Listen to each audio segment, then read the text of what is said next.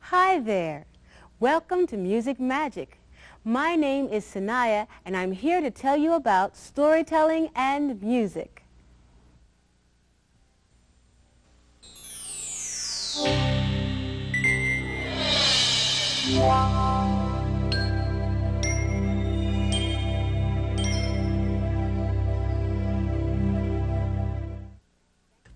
Hello again. Thanks for sticking around. Hey, who are you talking to? Oh, hi, Arpeggio. I'm talking to them. Oh, yeah. What are you talking about them? That's a camera. I know, Arp. You mean we're on TV? That's right. Oh, well, how do I look? Is my fur smooth? Are my ears straight? You Do I look okay? fine, Arp. Oh. I was about to tell everyone a story. So why don't you entertain them while I get ready? Oh, sure. No problem. Hey, I was born to be a star. Ta-da!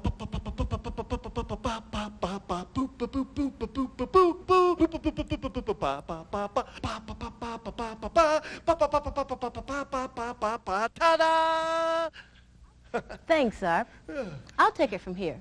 Hey, that's not fair. My 15 minutes of fame only lasted 10 seconds. Sorry, Arp. Why don't you just relax and listen? Okay, get comfortable.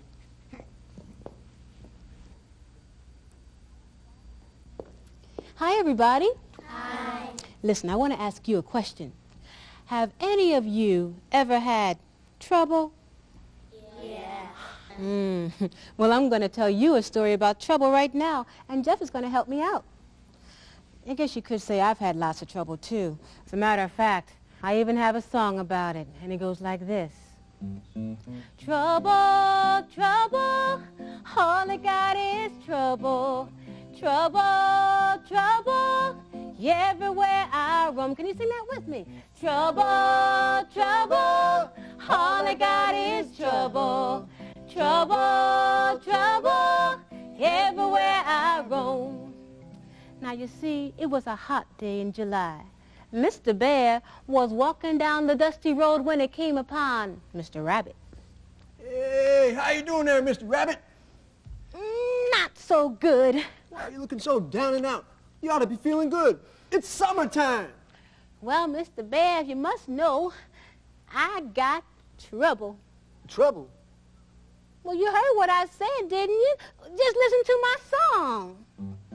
Trouble, trouble, all I got is trouble.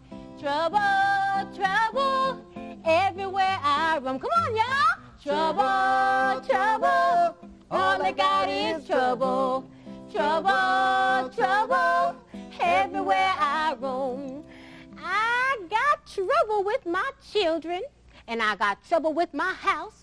And I got trouble with the food I get to put inside my mouth. I got so much trouble, Mr. Bear, I just don't know what I'm gonna do. Well, what do you mean? What do you mean, what do I mean? I just told you. I got trouble. I heard what you said there, Mr. Rabbit, but, just what is trouble? What? You mean to tell me that you don't know what trouble is? You ain't never had no trouble? Well, if I did, I didn't know anything about it. Well, what you been doing, Mr. Bear, that you ain't never had no trouble? Oh, let's see now. Well, I sleep mostly all through the winter. And when I'm not sleeping, I'm gathering up food for the family so we can make it through the hard times. But this trouble you're talking about, I don't think I ever had none of that, nope. Well, Mr. Bear, I tell you what. I'm gonna do you a favor. Really? I'm gonna show you what trouble is. Oh, that'd be awfully nice of you, Mr. Rabbit. Well, first, Mr. Bear, I think we ought to take a little walk. Okay. See this nice grassy field here. Oh, yeah. Grass is nice and soft, and look at all these flowers. Don't they smell good? Yeah, they smell so good and they're so pretty. Mr. Bear, why don't you lay down and take yourself a little nap?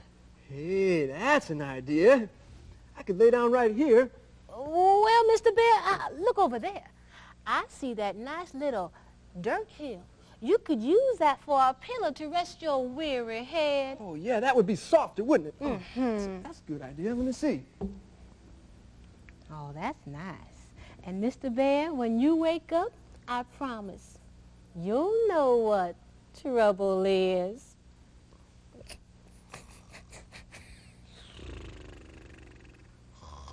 Well, it wasn't long before Mr. Bear was sound asleep. Now, what Mr. Rabbit didn't tell him was that that little dirt hill was actually an ant hill. Now, one by one, those ants began crawling out of that hill. They crawled up along the side of Mr. Bear's face, all across his forehead, into his ear, down his nose, all over the place, and they tickled him something terrible. Oh, the ants! Trouble! Trouble! Trouble, Mr. Rabbit! That was an anthill right there. Uh-huh, that's what it was. Now you know, Mr. Bear. Now you know what trouble is. That's right, Mr. Rabbit. I know what trouble is, but if I ever catch you, you'll have more trouble than you had in your whole life. But by that time, the rabbit was already hopping down the road, singing his crazy song again. Trouble, trouble, all I got is trouble. Trouble, trouble, everywhere I roam. Trouble, trouble, all I got is trouble. Trouble, trouble, everywhere I roam.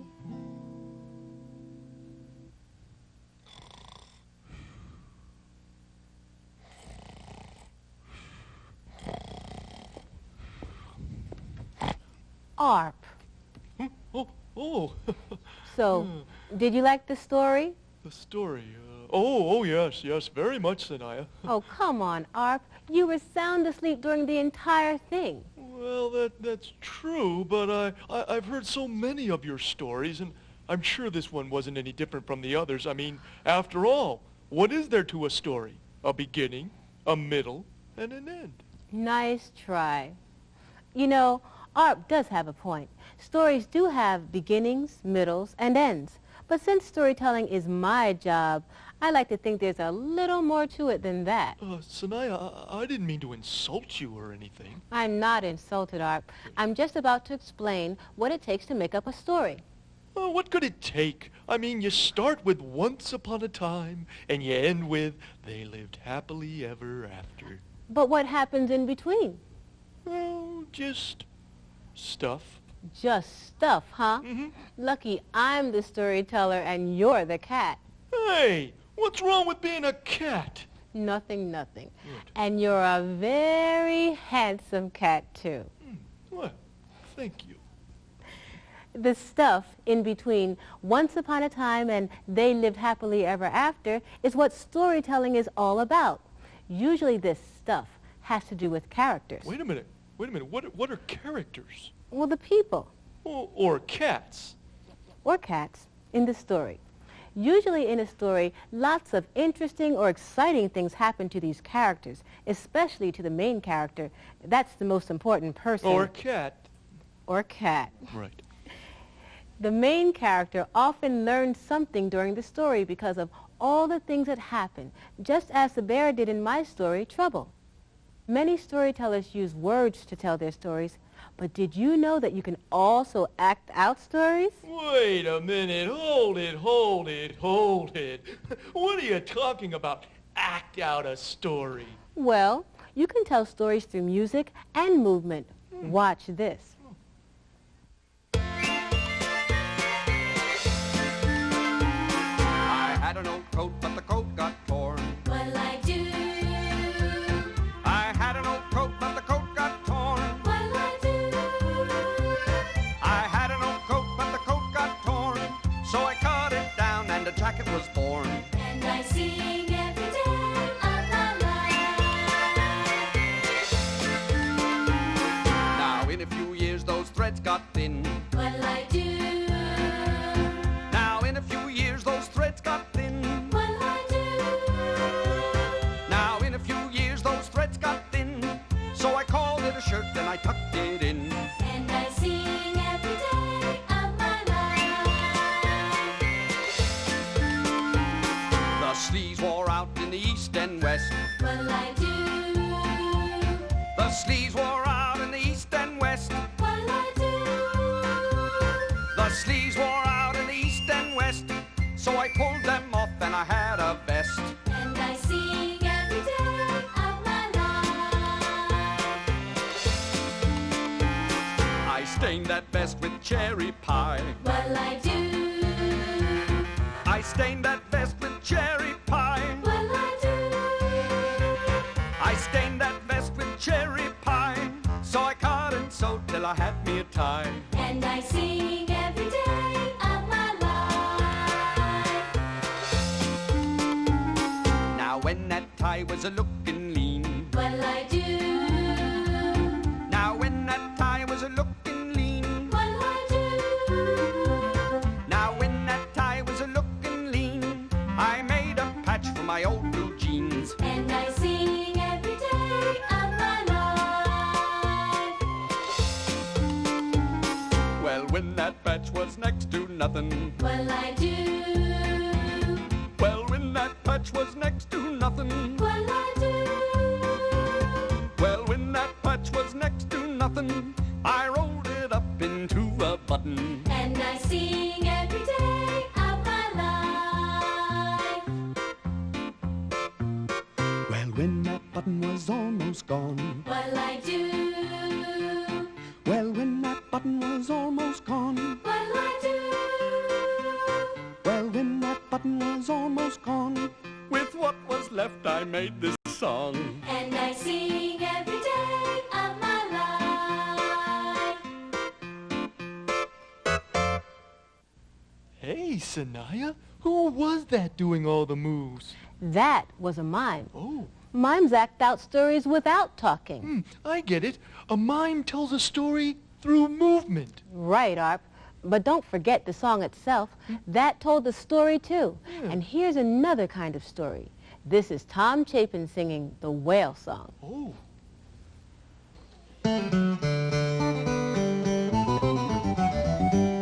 On a fateful day in the month of May, I was sitting catching fish when a magic whale swam up to the rail and said, please make a wish.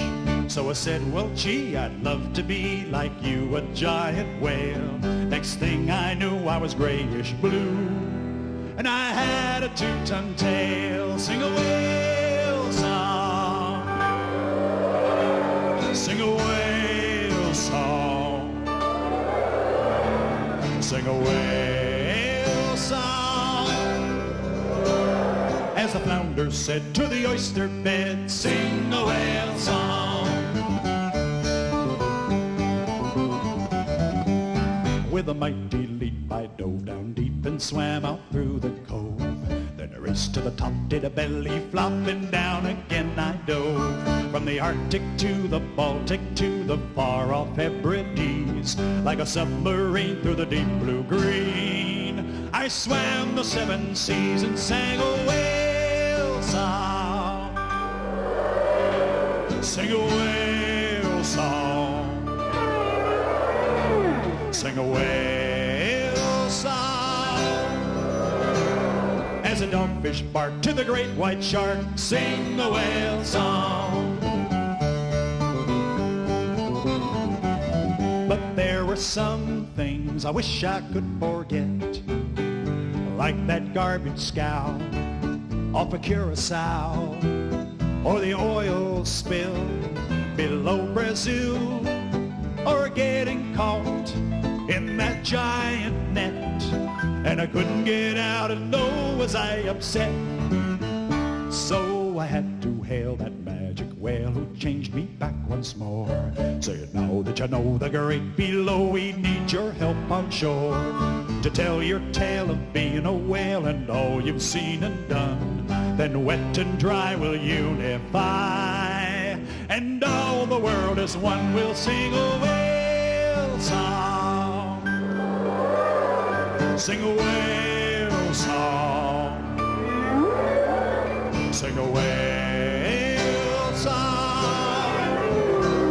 From the smallest ant to the tallest tree, from the highest peak to the deepest sea, all the world will ring in harmony and sing a whale song.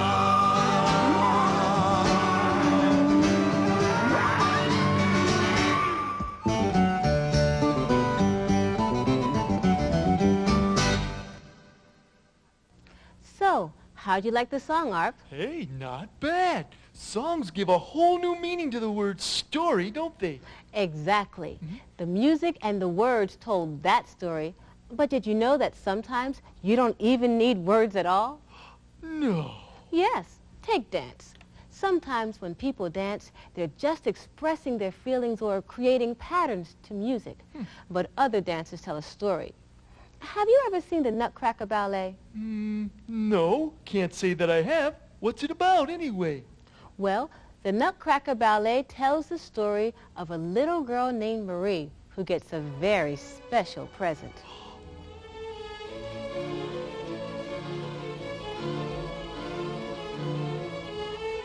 Marie is given a red nutcracker doll by her godfather, but Marie's brother is very jealous of her gift. Let's see what happens.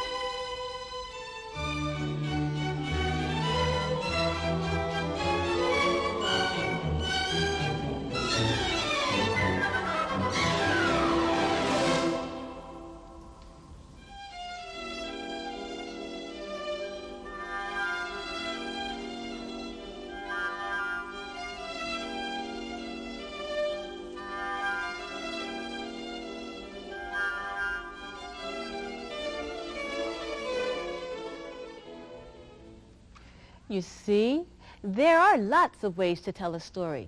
You don't always need words. Movements and music can let you know what's going on, too. Yeah, they can, can't they? And speaking of stories, tell me what happened to Marie and the Nutcracker.